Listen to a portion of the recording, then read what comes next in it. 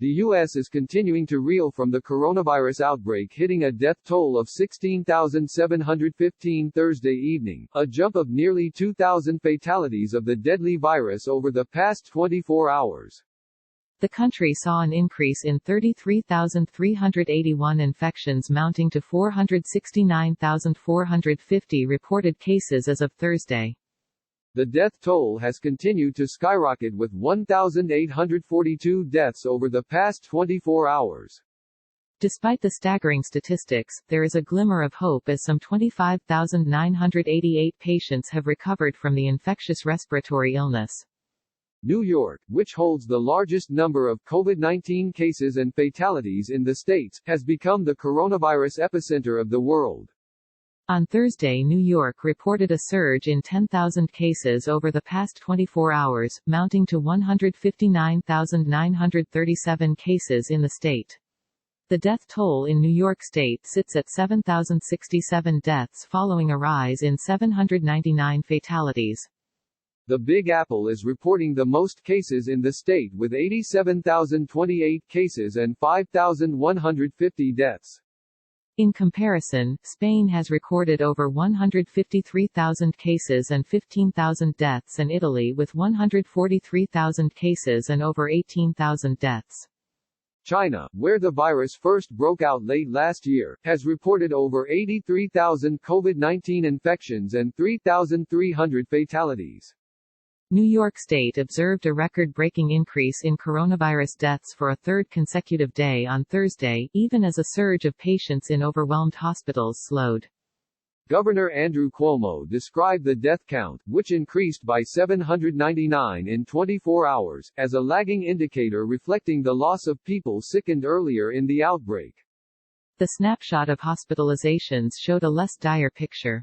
Cuomo said the net 200-patient increase in hospitalizations is the lowest number we've had since this nightmare started, compared with daily increases of more than 1,000 last week.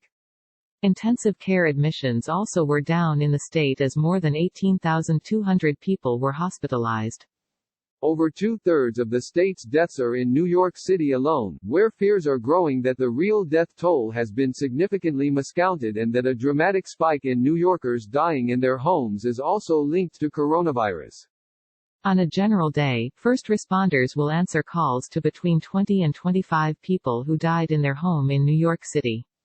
By Tuesday, this has skyrocketed to 265 people. In the U.S., the most alarming hotspots are New York, New Jersey, Michigan, California, and Louisiana. New Jersey has reported over 51,000 cases of the virus and 1,709 deaths as of Thursday.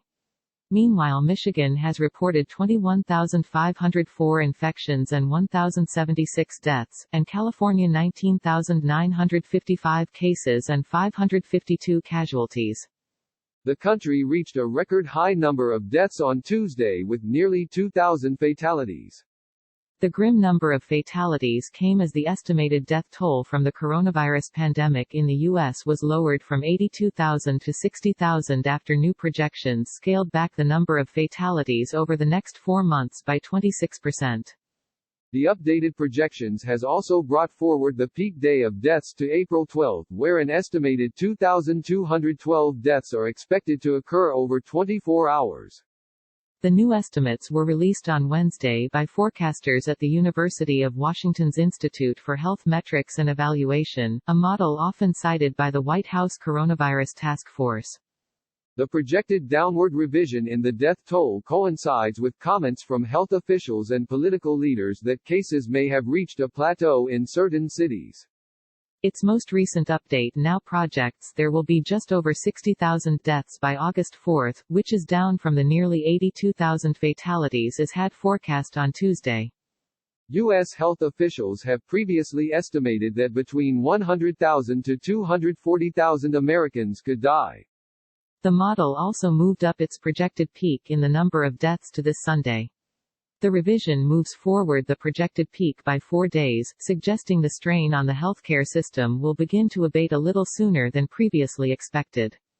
Peak resource use for hospitals is predicted to occur on April 11, the day before the peak death toll, where an estimated 94,000 beds, 19,000 ICU beds and 16,500 ventilators will be needed.